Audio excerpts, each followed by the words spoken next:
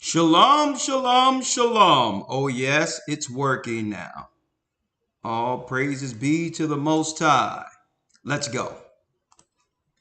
Let's go. Uh huh.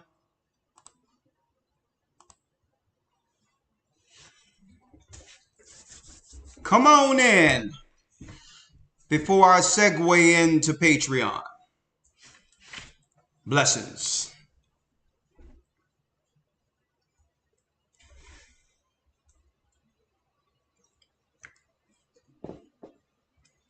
The 12 tribes of Israel. Come on.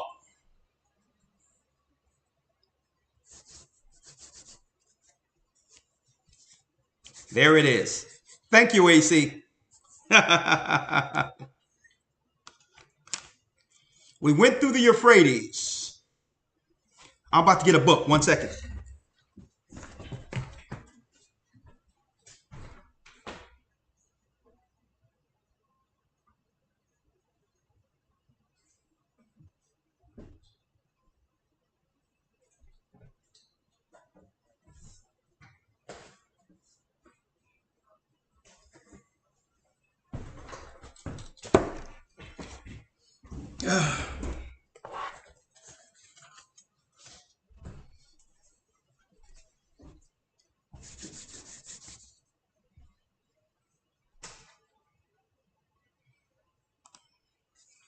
That's right, brothers and sisters. The Most High's gather in Israel. I'm the elder of the Gathering of Christ Church, Elder Ricard Shiar, here live with your weekly before Sabbath Patreon update. Of course, we're going to do a quick update, then segue over to Patreon. Okay, for loyal Patreon members, we have something good for you today. Make sure if you're not a member, we kept the price very minimum. You go to Patreon.com/agathering144 to become a part of our Patreon family. If you wish to do that, you can sign up as soon as possible because you really don't want to miss these particular updates. Not only do we do updates on Friday, okay, we also answer questions and try to have phone calls in which you can talk to us personally and let ask us what's going on, or friendly conversation, or you may have biblical questions you need answered. So we do that on Patreon every Friday. So if this interests you, please make sure that you go to Patreon.com/agathering144. Now, real quick, before I dive into, I'm getting texts all over the place and all that. Before I dive into what we'll be discussing today, right? Before I dive in, I hope you all can hear me clearly. Before I dive into our discussion today, right? Let me first say all thanks to the Most High, Ahaya Bashim Yeshaya Wabarwa, the Most High God of Israel. In the name of Christ, we thank him for all the blessings he has bestowed upon the church. And we pray that he keep you all hedged in Christ's name through these troubled times. All right. Let me say this. Of course, before I go in, we have some good news. A brother called me in from Ohio today and stated that a sister was following the church over there in Ohio. She's been a fervent listener online for years. Her husband, was, is a devout, and she is also devout Christians. And the wife was listening for a while. And at first, he had some level of skepticism, especially with the optics or the view of Israelites and how they promote radicalism and all these others when they tend to speak about Israelites mainstream. So, of course, his example was those who scream and curse people out, or whatever the case might be. But at one point, he began to listen with his wife and understood that there was something different, right? That you don't have to be radical to become an Israelite, and understand that Christ was an Israelite. He began to follow our lessons and realize that this is the gospel lost. Okay? And the good news that comes from this is out of nowhere, right? Out of nowhere, his old church home called him and asked him, can he become pastor over his old home, over the old church he left. Him and his wife left the church and began to follow our church. And out of nowhere, the people called him and asked, could he become pastor over that church, understanding the doctrine that he received under this church. Man, is the Most High doing something wonderful. Out of nowhere, he received a phone call. And now, I'm going to talk to him and discuss the transitions, because this is happening more often, brothers and sisters, than you think. Our people are coming back to the Most High. And right now in the end days, the Most High is setting up good shepherds, those who are not attached to the prosperity movement. I believe the community churches was lost through mega churches. And now and the only way to survive is to become community based. It seems as if all of these mega churches took out the upward mobile people in our congregations who were financially stable. Okay. And guess what? The Bible says money is a defense. If all the, I would say, the prestigious professionals in any church leave the church and join that fraternity called mega churches, then where are the role models within our community to look forward to within the churches like we had growing up in Christian church? So I don't want to stay too long on this. I thank the Most High for this. And I'm looking forward to see where that goes, right? And of course, when it all happens, I want to travel over there and talk to the people, wherever the case is. But, it's always good in the midst of all this negative that's out here to hear good news, right? It's always good to hear news like this going into my Sabbath, right? So also, we have some give outs that I'll be announcing this coming Sunday in the Hebrew and Bible Academy. 2 blessed winners of these books that Elder Lawyer and I will sign ourselves. Yep, KJV, Holy Bible with Apocrypha, Nelson Synagogue reference, Old and New Testament. Okay, so we're going to send these out, and I'm going to announce the blessed 2 winners in the Academy this coming Sunday before the lesson begins. Thank you for all your support, and please use this tool skillfully. Use this tool skillfully. All right. And if you're interested in coming into the Hebrew and Bible Academy, there's still time. You can come in. Any lessons you've missed, we'll make sure we give you the past lessons. We're going into, I think, week 6. Week 6 to week 7. One of those, the time is flying, right? So make sure you go to historytimes.org to enroll. There's nothing like it in the earth. Real-time news, ancient Hebrew, and lessons that are out of this world. Be a part of this. Come to historytimes.org to enroll. And since I'm talking about that, let me let you know that we'll be going into, this is Men Week. That's right. This is the week for the men. That's right. A man's true purpose according to God will be our topic. Straight wisdom. Wisdom scriptures that none of us received in captivity on what the Most High expects from us as men, from the cradle to the grave. Once that foundation has been established, believe it or not, all the other things that the other goals we seek to accomplish in this world becomes simpler. Okay? That means we are blessed in this world, right?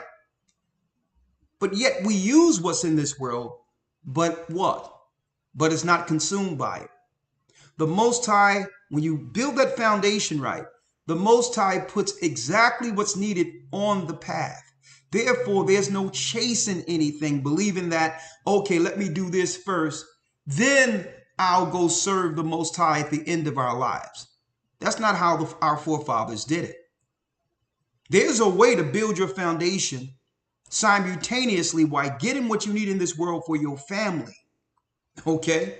Using the wisdom of our patriarchs. Of who? Abraham, Isaac, and Jacob, and we will show this as an example this coming Sunday. Straight wisdom scriptures.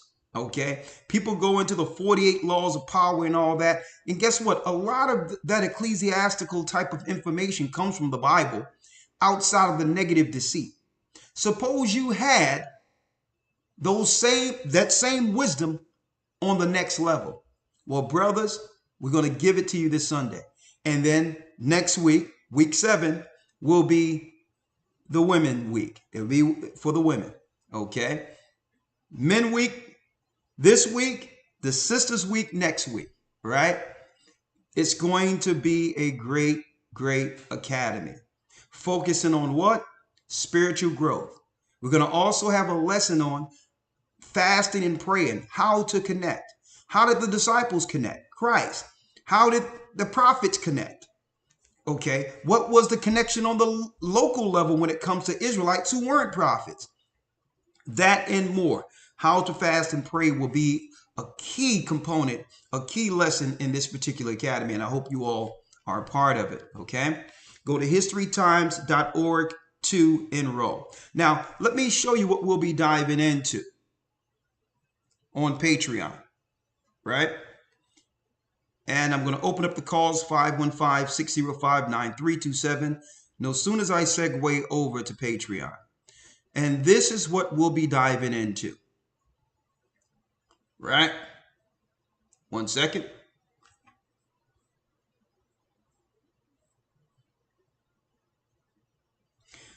We're going to go into the historical discussion of anti-Shemitism, right?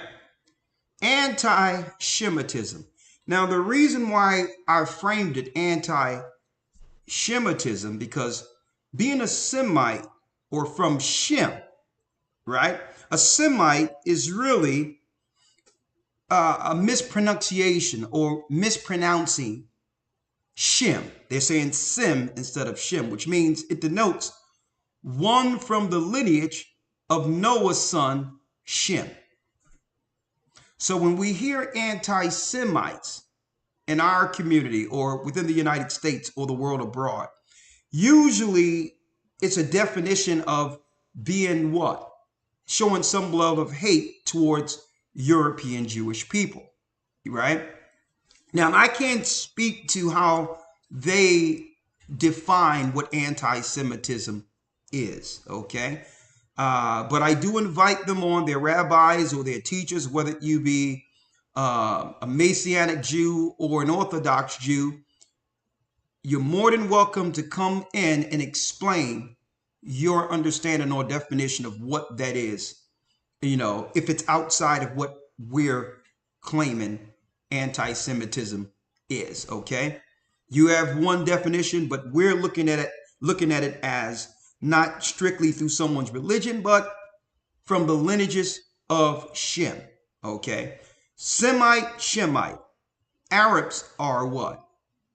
They're from the seed of Ishmael. They're Shemites, okay? We're claiming to be the children of Israel, okay? We're from Jacob, which would make us Shemites. Even white people. White people are Edomites, according to the Bible, or so-called white people. There's no such thing as black or white when you look at, you know, the spectrum of colors, the different colors out there. But all in all, European white people are, and it's a marker for them, red, right, are Shemites also. They're also from Isaac, which makes them Shemites, right?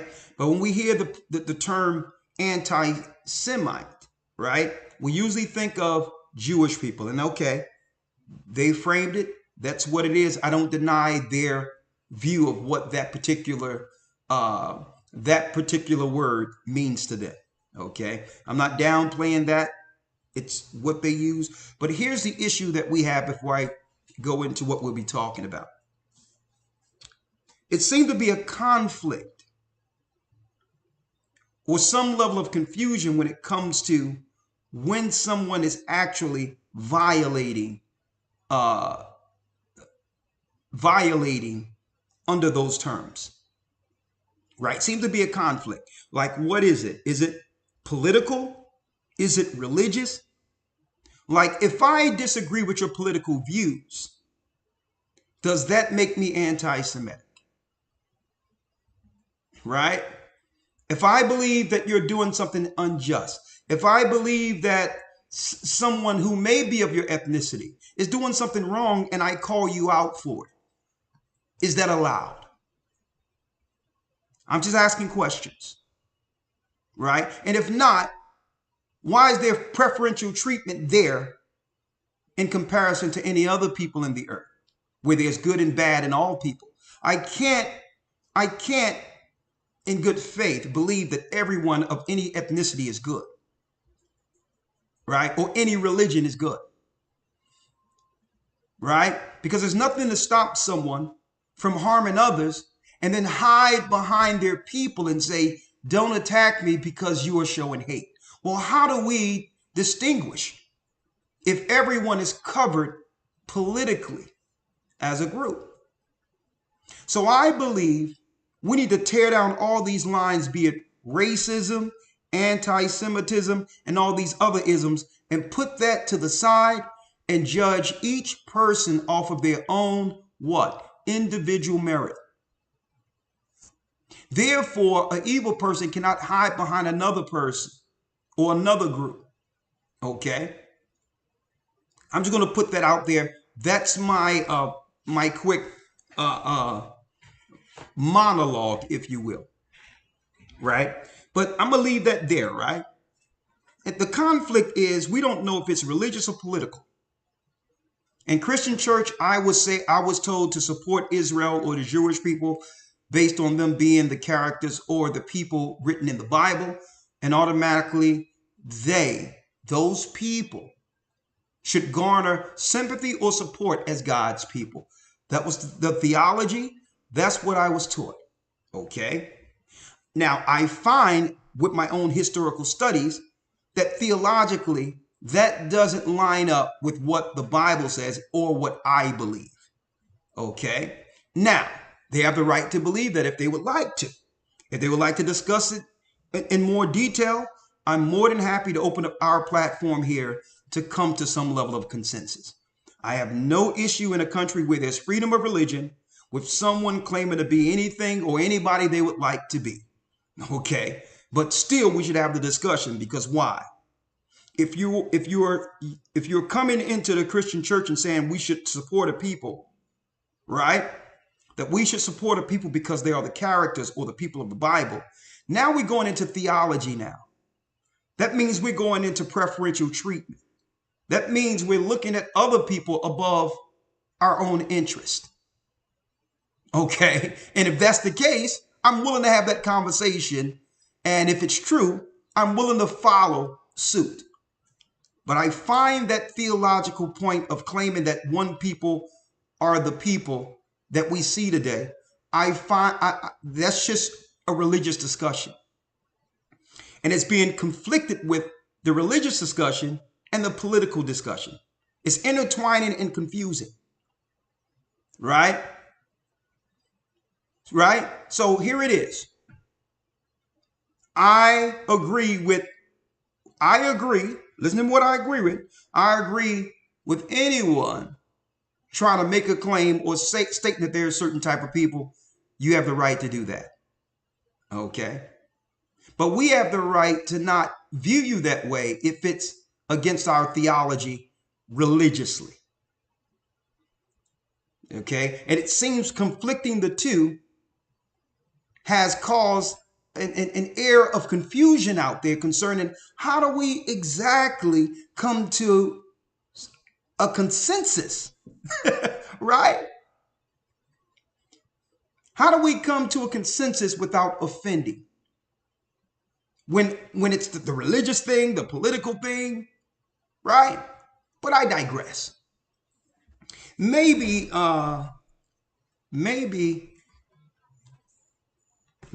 one of these videos I'm going to show can clear it up. Right? Let me show you what I'm talking about. But before I go to the video, let me show you what we'll be unpacking today. And you notice I'm carefully trying to talk around the conversation, right? And I believe that's what's wrong when it comes to political correctness and making it where people can't have an honest conversation concerning any group of people. I think that's wrong. I think everyone should have the right to state what they think about a particular group, even if the other group doesn't agree with it. I truly believe that. Why? Because that leads to an honest conversation. And if the person is wrong, you can prove them wrong on or at the public square. See? You have nothing to hide when you are what? When you have the moral high ground and truth behind you. When you have the moral high ground and the truth behind you, there's nothing to hide. Guess what? You'll welcome the conversation with someone hating you or someone's feeling something negative about you. You'll welcome that to do what? To show how ridiculous they are. But it seems as if they're quelling the conversation. They're looking to quell dissent and want to make it where what? Everything is political correctness, which is destroying this world. Dialogue leads to solution. We don't have the luxury as a people. We don't have the luxury of a people, folks, to shut people down when they're disrespecting, dishonoring, and hating on us. We have to deal with it. You know what? And I don't mind it because I believe that's what makes us stronger. I don't believe it's right hiding behind racism or any other ism. I don't believe it's right. As far as I'm concerned, I'm open for the challenge like Christ was. I'm open for the challenge. I don't want to be protected politically and otherwise. I want the dialogue. Right? But this is where we're going right now. I'm going to talk about this today. This is from the Jerusalem Post. The Nation of Islam's leader, Farrakhan, sues the ADL and the SWC for anti-Semitism accusations. Okay? I went straight to the Israeli circulation, the Jerusalem Post. As you can see, it's not my opinion. It's being reported not just in the United States or the Western world. It's being reported all over the world that Farrakhan is suing the ADL and others. And he claims that he's suing for First Amendment violations. That means the freedom of speech. And for defamation. This is what he's claiming. And he's seeking $4.8 billion in compensation. Okay? Now, let's talk about it for a moment. Let's talk about it for a moment here. 1 second, because all this clothing and stuff is popping up. 1 moment here. 1 second here. Let's see, 515. Let's do it this way. Now, as we can see, Savior's Day. See, and I think they do a lot of that stuff on purpose, folks. When I'm pulling stuff up, they pull things to try to move things some other place, right? Savior's Day. Louis Farrakhan, a minister for the Nation of Islam, has announced his intentions to sue the Anti-Defamation League, ADL's CEO Jonathan Greenblatt. Okay, he's Jewish. Simon Wiesenthal Center, another person who's Jewish, and the SWC director Abraham Cooper, right? In a post made on the Nation of Islam's website last week. Farrakhan claims that he is suing the above parties for First Amendment violations and defamation. Farrakhan is seeking $4.8 billion in compensation alongside his fees associated with his lawsuit. The First Amendment provides that Congress make no law respecting,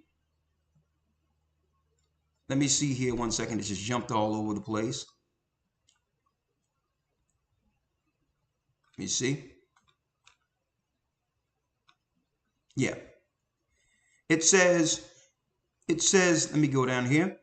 The First Amendment provides that the Congress makes no law respecting an establishment of religion or prohibiting its free exercise, according to the White House. It protects freedom of speech, the press, assembly, and the right to petition the government for a redress of grievances.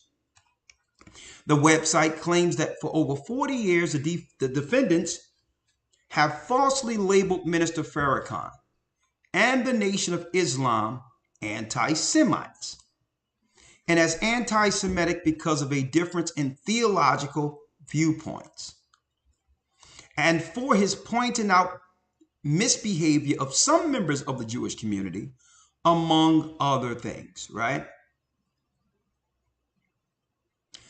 The false labeling has hindered Minister Farrakhan in his mission, which is to deliver the truth taught by the most honorable Elijah Muhammad that will correct the condition of spiritual, mental, and moral death of the black man and woman of America that came as a result of 310 years of chattel slavery and over 150 years of oppression and suppression thereafter.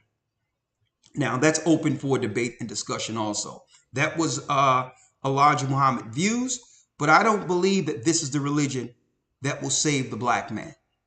Okay, I believe that that religion, indirectly, not intentionally, have become a Trojan horse so that the Arabs can now come into our community and exploit us more, even more, due to the recognition and growth of Islam within our communities. I believe it, initially some of those things on the surface benefited our people. But on the other hand, it became a Trojan horse when now Arabs can now align themselves with Elijah Muhammad views and set up mosques in our community to further erode and actually siphon finances out of the community with their religion from the Middle East. But I digress. Minister Farrakhan and the Nation of Islam, in bringing this action, are keenly aware that good law-abiding citizens are likewise victims of mischaracterizations, including the late Nelson Mandela, President Jimmy Carter, Reverend Jesse Jackson, Bishop, whatever the case might be, right? So in a nutshell, as you can see, Farrakhan is suing the ADL. Now,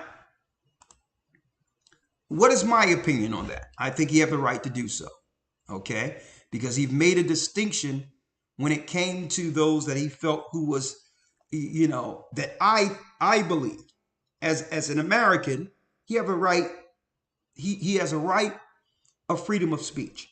Okay. Now, he have a right to the freedom of speech, and they have the right to refute him where? On the public square.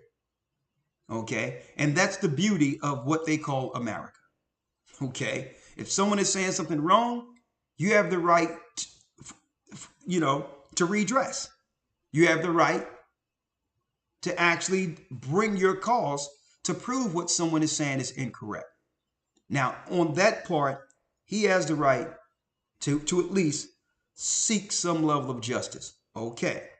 I've seen him make distinctions and say, well, listen, not all Jews or whatever the case is. And he made some statements that he even had a family member. I think his father is someone else who may be Jewish or whatever the case is. He made those statements. So I'm not here to speak specifically on that, but I'm going to keep my eye on this and see how it goes, see where it is, right? Because someone does have the right to express their religious views if it's rooted in truth, all right? If it's rooted in truth and isn't harming anyone, right? Now, let me state this, right? And I can understand what they're saying on the other side of things, right? They're afraid that if hatred get out there, people become radicalized, and then next thing you know, you have another Nazi ideology or people, trying to come against them like it happened over in Germany, right? That's some of the views I've heard. My point about it is I see what's going on in Palestine right now, right? I see what's going on. I'm not on either side of it. But this is what I would state. Based on what's being reported historically, when it comes to what the Germans did to the Jews, I would have expected to see what I'm seeing in Palestine to some degree happen to Germany. Okay, to some degree. If it comes to quelling a grassroots hatred that came from a specific political machine that had the finances, ingenuity, and science to wipe out a people, I would have expected to some degree, and I would have understood to some degree. I would have understood if what I'm seeing in that war with Palestine would have first happened to those Germans. And that, I'm talking about from the political side, not the religious side, just the political side. And because I believe that they would have been justified in doing exactly what they needed to do with some people politically, with a military and all that, seeking to wipe out a people. On the political side, I would have understood it. I'm scratching my head because it seems as if it moved to the Middle East. When I looking at it from the outside, no religion, no nothing, I would have understood if what's happening in Palestine right now, if they would have done that to the Germans, right? I would have understood it, especially looking at Schindler's List and all that. I'd have been like, you know what? If these Germans are doing that to you, hey, protect yourself and take care of your business. What I don't want is to have something that happened between some other people affect our people. I believe that's wrong. I believe that's wrong politically and religiously. We had no hand in harming no people. We had no hand in harming white people. We had no hand in harming Jewish people. We have our own burdens to carry since chattel slavery. We have our own issues unresolved by all people who have destroyed our people, who I believe, according to the Bible, are the lost tribes of Israel. Okay, so let me make a statement there, right? Let me just put it there, right?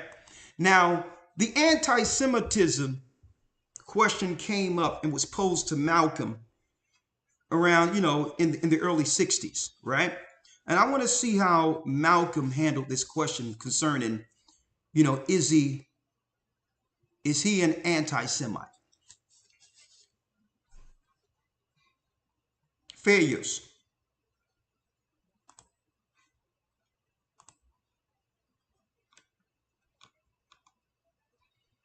Hold on, let me get it here.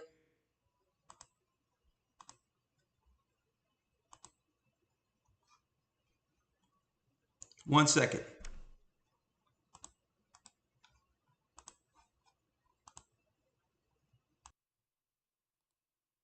Here it is here. All right.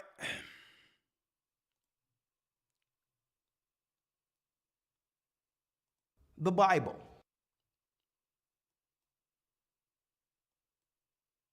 Let me blow it up here so y'all can see it.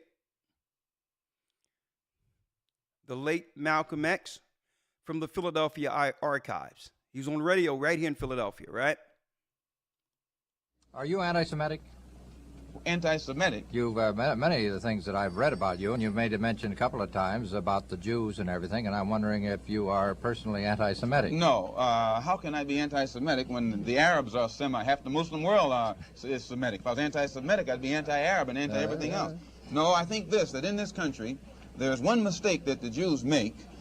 They put themselves in a position where whenever anybody gives an objective analysis of the role that they play, they defend themselves by accusing you of being anti-Semitic.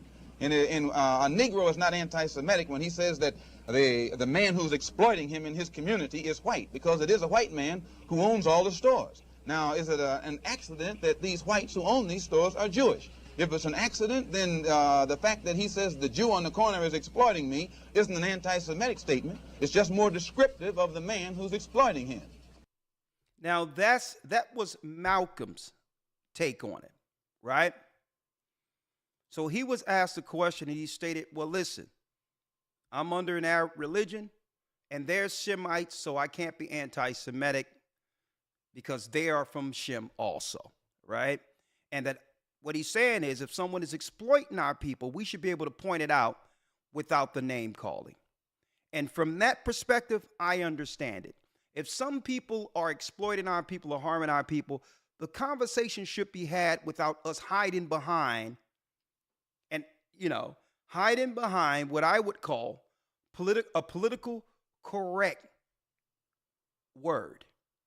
Hiding behind a wall that'll protect one who's actually harming others. I believe that someone should be able to call someone out, right?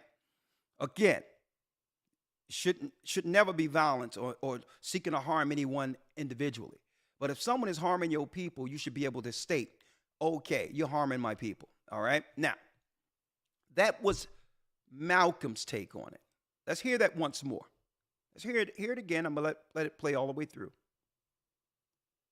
Because I believe this couple of seconds, he summed it up in a couple of he summed it up, quite efficient how he handled that, right? Let's hear it once more. Let's hear it once more.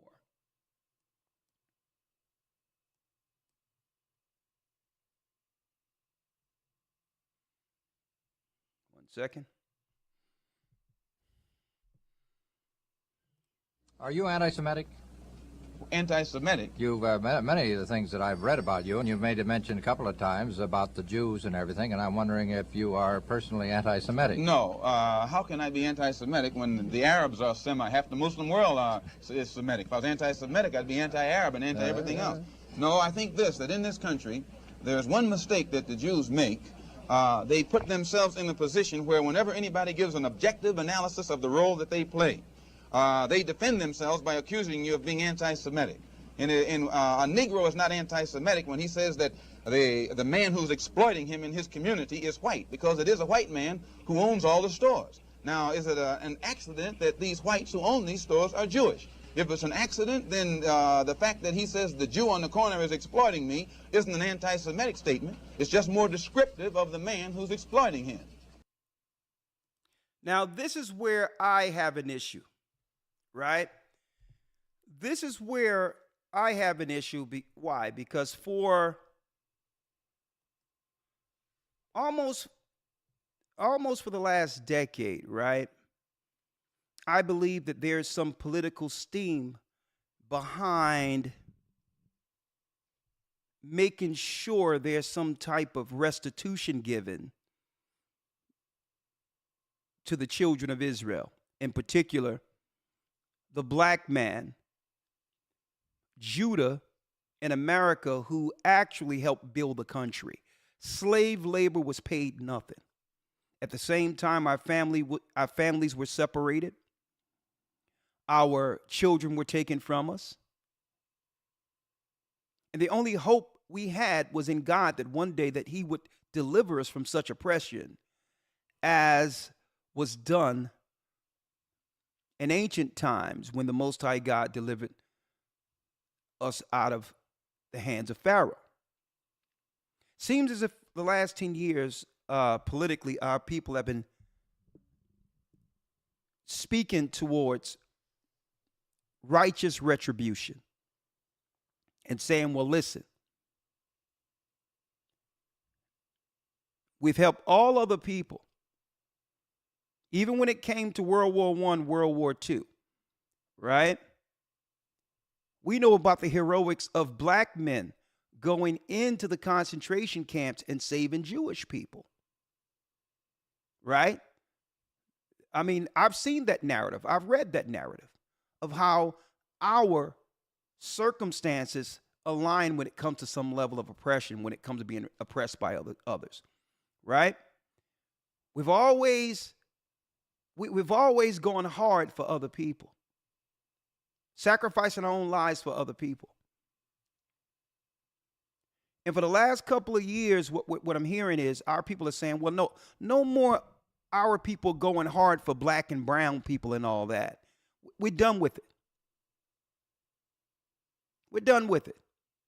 It's time for you to face, it doesn't matter who you are.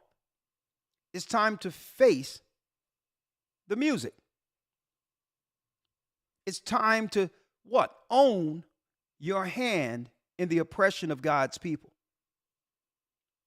And what I'm talking about is pre-World War I, World War II. Before Hitler was born, before Germany became a superpower and Nazism, which is a cult in of itself, became a disease that's affecting our people. Why? Because according to Project Paperclip, a lot of Hitler's scientists sought refuge in the United States, and a lot of eugenics programs that are attacking our people came from those particular scientists in Germany. See?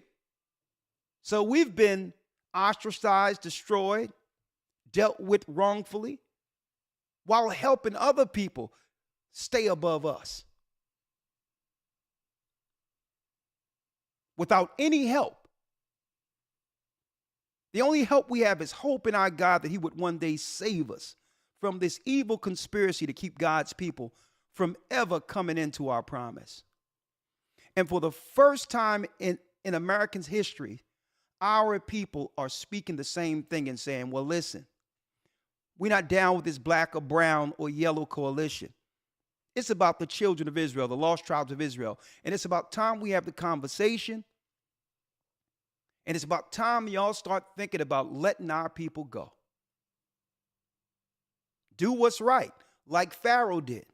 He broke the children of Israel off, realizing that country wouldn't have been anything, wouldn't have become anything politically if it wasn't for our family, Joseph and the 12 tribes, Jacob and our knowledge and our unified understanding of our God, helping the Mesopotamian area through a 7-year famine. It was our politics and storing things that consolidated power for Egypt. Now, the Egyptians called Joseph Imhotep. He was a Shemite. He was our brother. And we ignore the lies they have out there showing Joseph had red hair. That's a lie. That's a cover-up. He was a black man. He was a black man. Imhotep, Joseph. We saved this world. And guess what? By doing so, all the kings in the Mesopotamian area did what? They brought all your riches into their riches into Egypt, and Egypt at that point became a superpower. And that's how Egypt became above all countries within the Mesopotamian area. And I got the truth. I had the proof. Even on papyrus papers, it breaks down listen to me clearly, it breaks down every plague in order on the papyrus papers that I've gotten from the British Museum. So Pharaoh knew, and it wasn't Ramesses. That's another lie. We were never under captivity under Ramesses. That's another lie to try to throw the history off concerning our people being in Egypt. Okay. What did the Pharaoh do? Politically, they all came together and gave our people what we deserve for making Egypt a superpower. We left out of Egypt with many resources. Because and guess what? Those resources were well deserved. It was our people under a promise through God that we built that country. And it was told our father Abram that we would leave out with much substance. From the time of the promise, when the Most High gave the promise to Abraham, to the time that Moses would lead us out of Egypt was 430 years. From the time of the promise until the Exodus. And we left out with much substance. For the first time in Americans' history, our people are talking right. We're talking right and realizing that we are the people suffering on the bottom. Why? Because we're the children of Israel. And guess what? The Gentile nations, the heathen nations have received their riches through our power getting diminished, like it's read of in Romans, the 11th chapter. So we don't want to be aligned with no black or brown people. We don't want to be aligned with anyone else's political cause. We're done with it already. The recognition is that we're from the lost tribes of Israel, and we're willing to take this argument to the public square on any media circulation and prove our history to be true.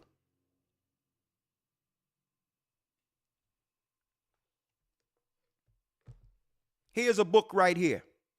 If we're going to talk about Germany,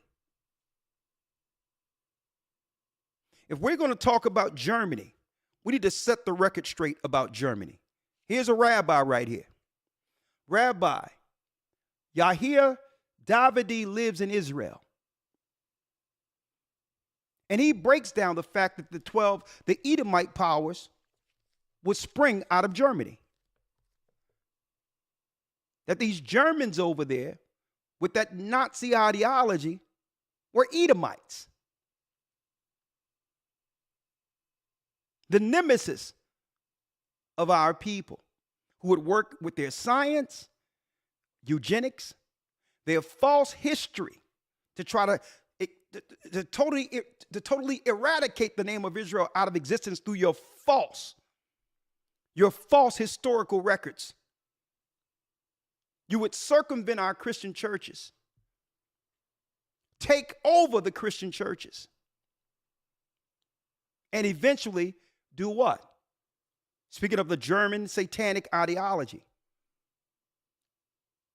you would begin to push debauchery as allowed in Christian churches, the same debauchery that you wouldn't allow to be taught in your religious institutions, to destroy us from the ground up. But you, guess what? You counted out the God of Israel. So let me tell you, and I'm going to set the record straight. Don't try to align our people with some type of Nazi ideology. That happened over there. We could care less about what's going on over there politically. Our people are suffering here. And I see where they're going with this. For the first time, our people are talking right. It's like, nah, we built the country. We don't hear about no black and brown stuff. We don't want to hear about that garbage no more. Okay? We don't want you to align us with white women as a minority. We don't want you to align us with the letter people as a minority.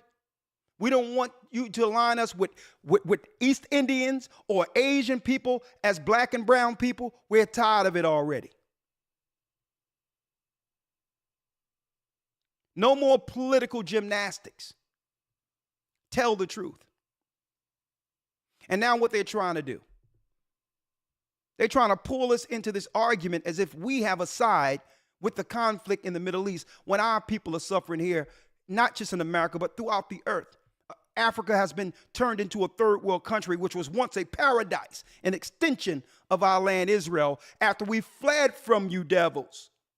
We fled from you in 70 AD, and now you've still pushed policy to keep Africa third world, to put these labels on our country as if we're the home of disease, to stunt travel.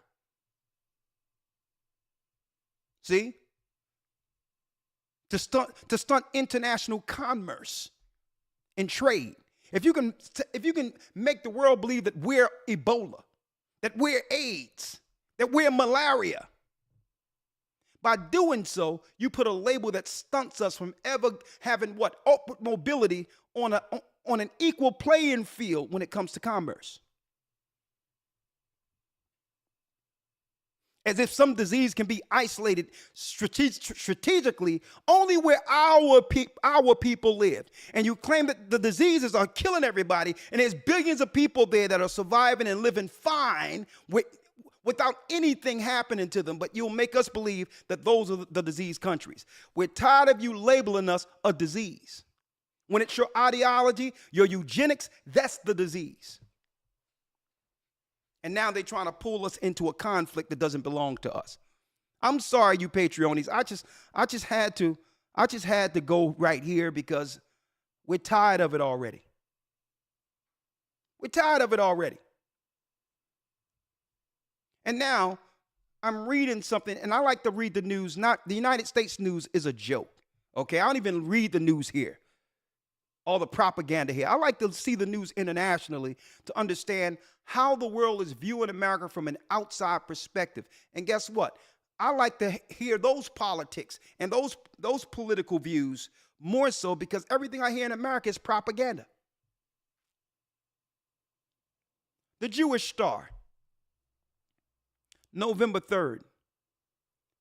What are their concerns? Alignment, BDS, and Black Lives Matter poses growing threat to Jews in Israel and the diaspora.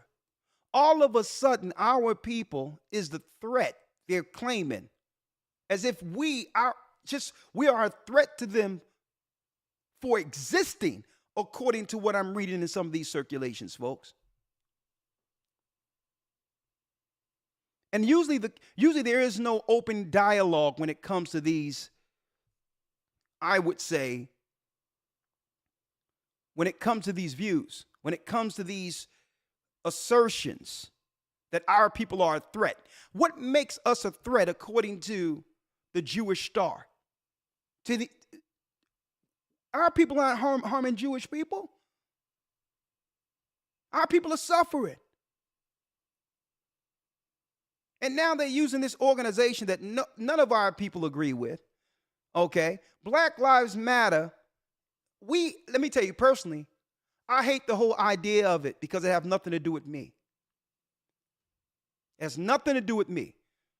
There's no way that our people should be led by people such as those who came up with Black Lives Matter. They are against us ideally, they are against us traditionally, and they are against our traditional beliefs when it comes to the morality of God and what the institution of family. Okay? Personally, they can take Black Lives Matter and just chuck it somewhere because it doesn't represent who we are. But politically, they've put it out there to try to what? To try to attach us to it now, so that these radicals come with this stupidity.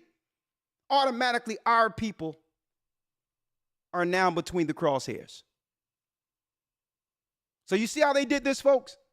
It started off with some stuff happening over in Europe, and now they're bringing it around to where now we're becoming the face of anti-Semitism based on what I'm seeing in these circulations, and I don't believe it's right.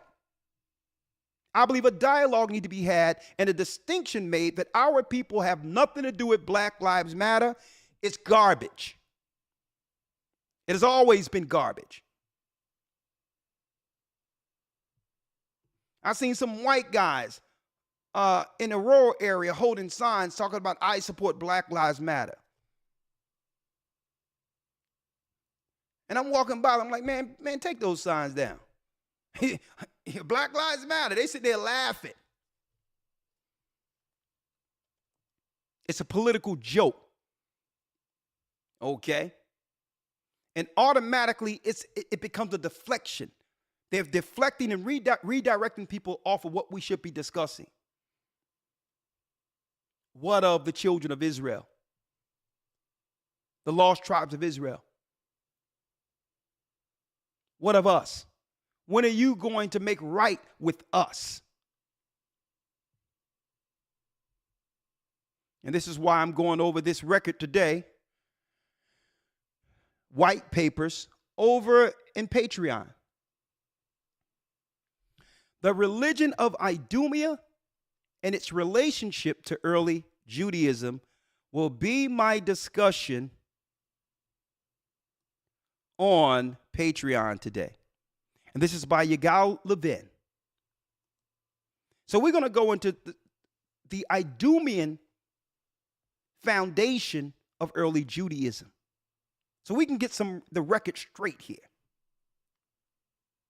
Because when you research Idumea, during the time of Hyrcanus, folks, there was a conversion in the 2nd century where white people who were Edomites, Idumeans, converted into Judaism, and that's history.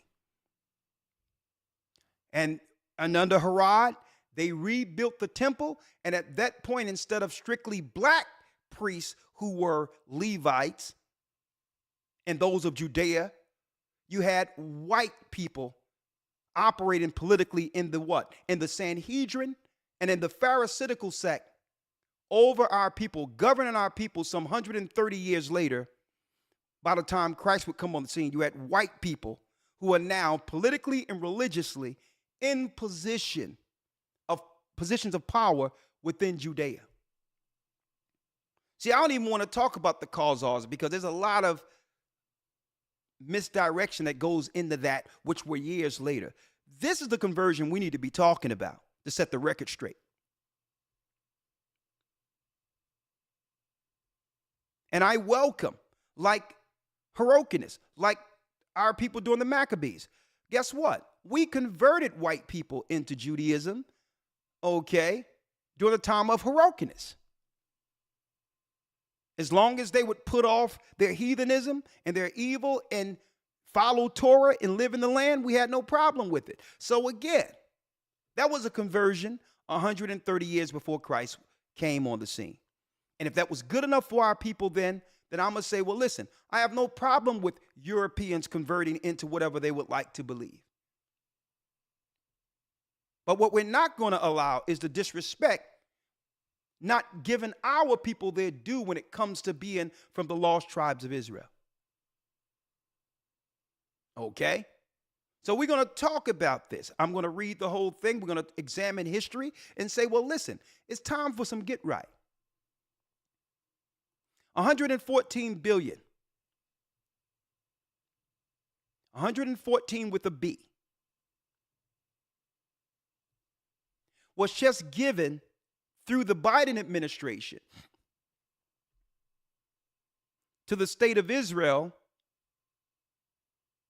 leaning off of just paying the Ukraine all of this money. And now, right off Ukraine, $14 million is on the floor to be given for the conflict in Israel right now. Now, listen, this is their political ball right now. I understand that they have the right to do whatever they want to do with their money. This is their world.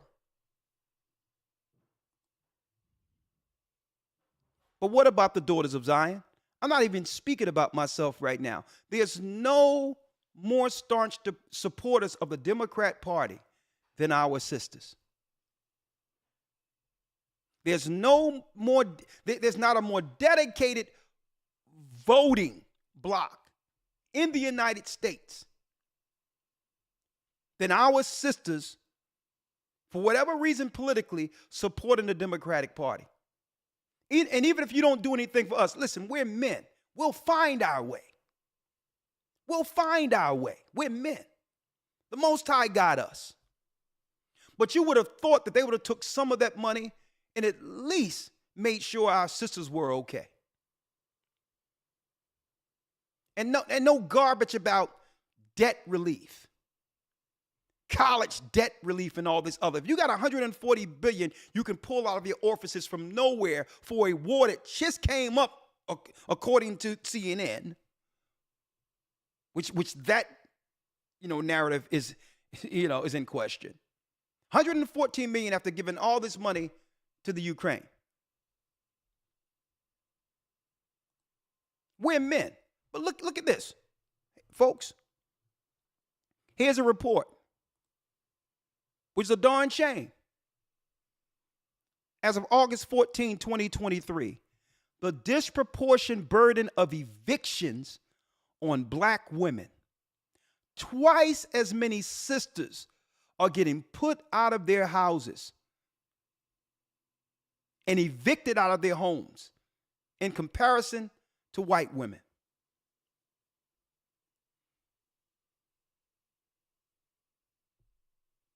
I need y'all to see this.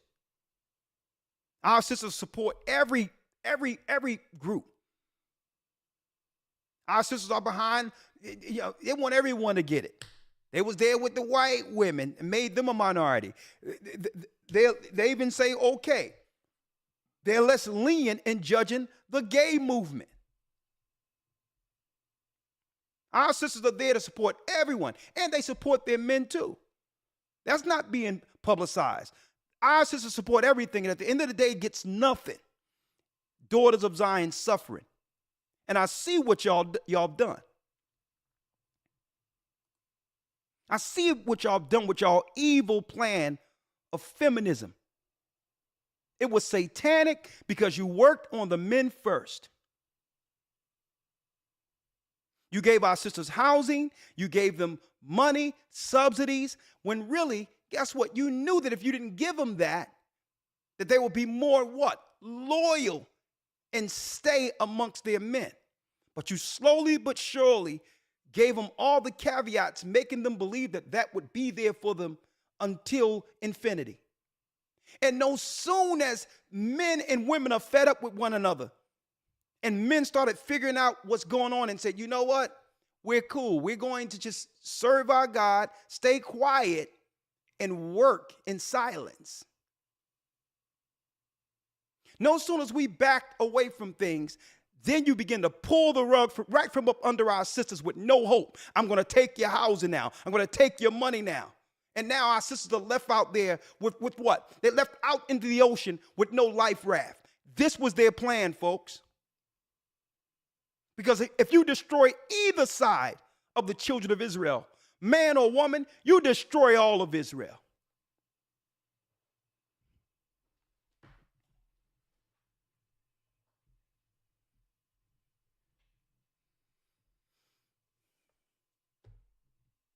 And the only thing we can do at this point is pray. Because we're the only people who has a gender war right now. We're the only people, and it's strategic because they understood once we came together like Betty Shabazz, Malcolm X, when we came together like Martin Luther King, Coretta Scott King, in spite of what they would call with infidelity and all that. Infidelity always existed, but we stayed together as a family. We stayed together. And they finally was able to break that bond. They finally was able to accomplish what the serpent did in the beginning with what? With dividing Adam and Eve. And sure, other races of people took full advantage, women, of feminism. Of course they did. But one thing about these other nations, they know how to utilize feminism without going too far. Throwing out their man is a no-no. They'll deal with the financial benefits of it, but they understand there is no national protection if they were to outright publicly denounce their men. So other people benefited from feminism, yes, but they did it to a point. They did it, there was a cutoff to how much they would actually get out of that particular ideology.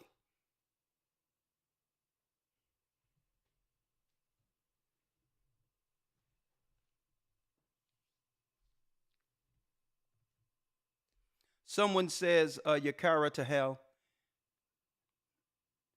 Elder, recall my daughter is a Douglas for her part-time job. I told her what a Douglas is, and she's, you mean not a Douglas, a doula. I told her what a doula is, and she said, well, it's no different than a midwife. My kids got to eat. Pray for me and her. Well, understand that a lot of our sisters who are doulas, they don't even understand the history of it. If you're going to be a midwife, be a midwife, but take the religious portion out of that. The religious part, it's straight witchcraft. Okay? So all we can do is pray.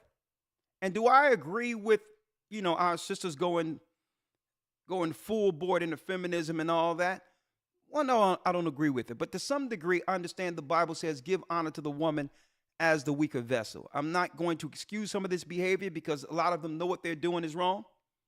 But all in all,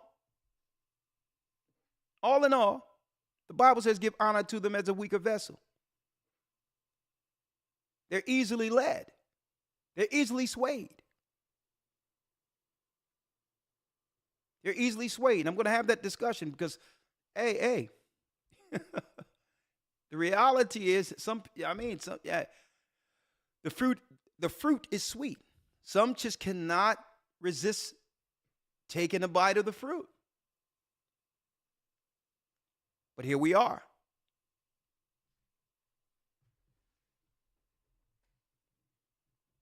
Here we are. Now the same party that our people, our sisters in particular, have dedicated themselves to, have dropped them like a bad habit on purpose, intentionally. That's where we are. And you know what? At the end of the day, I believe long term, it's going to be rough right now, but long term, with the long term view, I believe it's a good thing.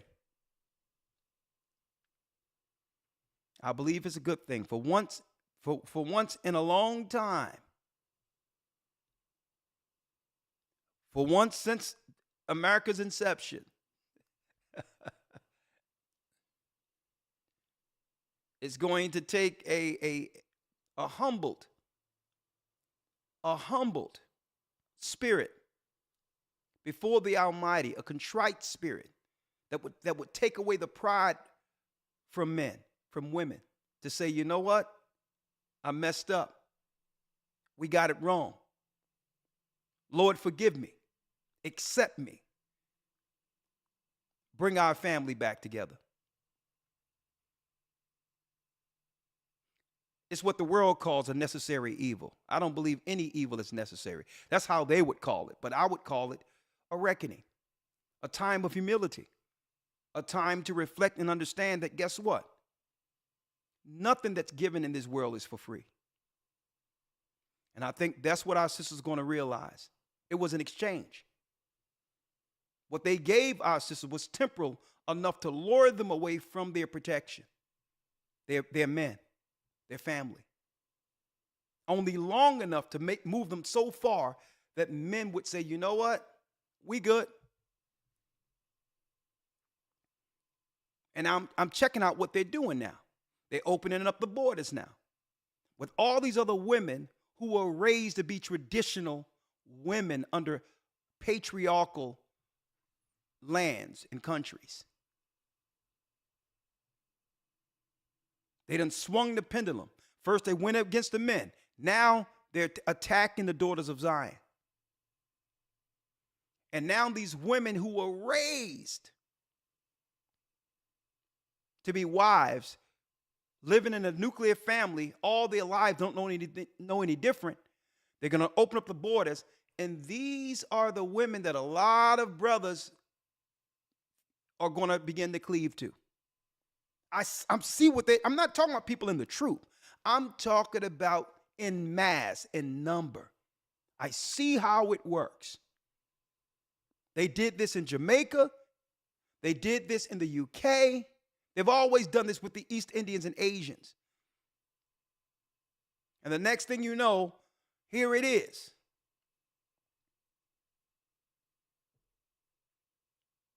A mixed culture of Babylon that have destroyed now tradition and culture from whence our spirituality was founded. I see where this is going. But you know what? I believe the Most High is going to bring it around full circle.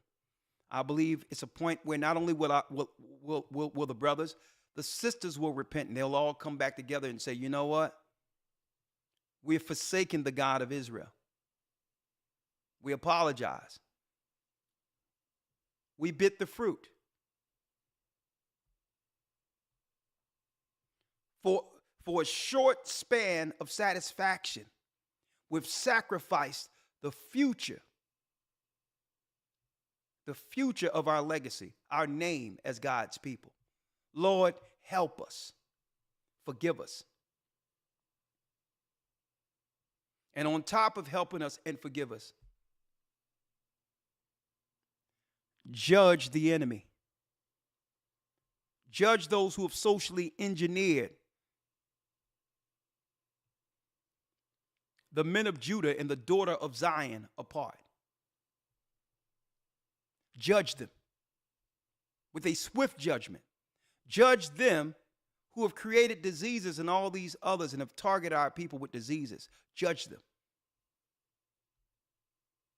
Forgive us Ahiah, in the name of Yeshua, judge the evildoers.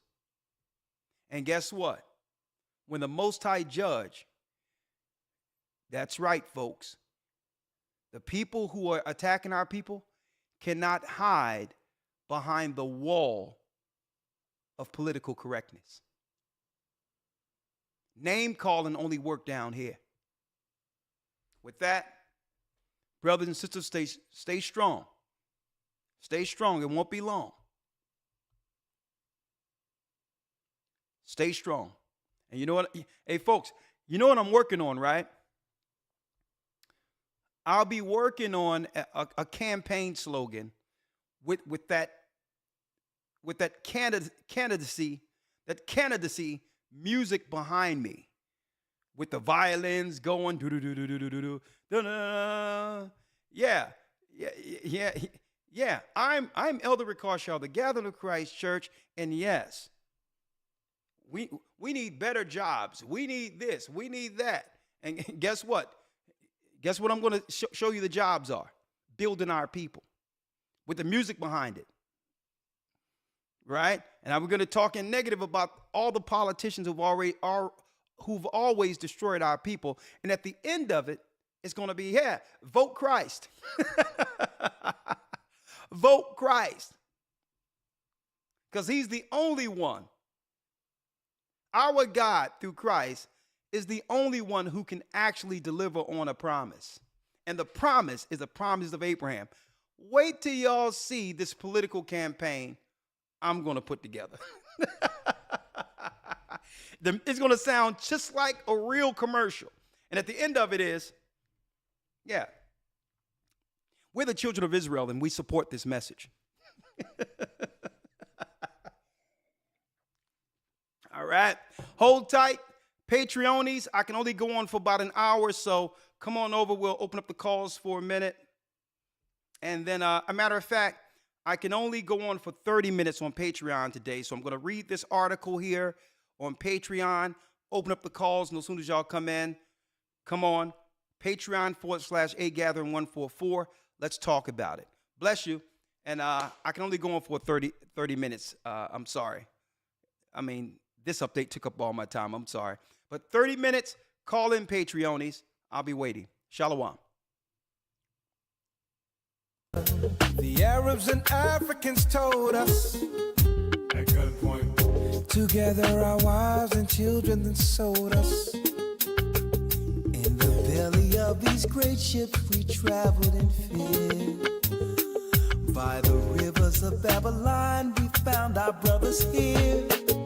Asher in Colombia, Reuben from Australia, Issachar, the Mexicans, from the gathering Israel.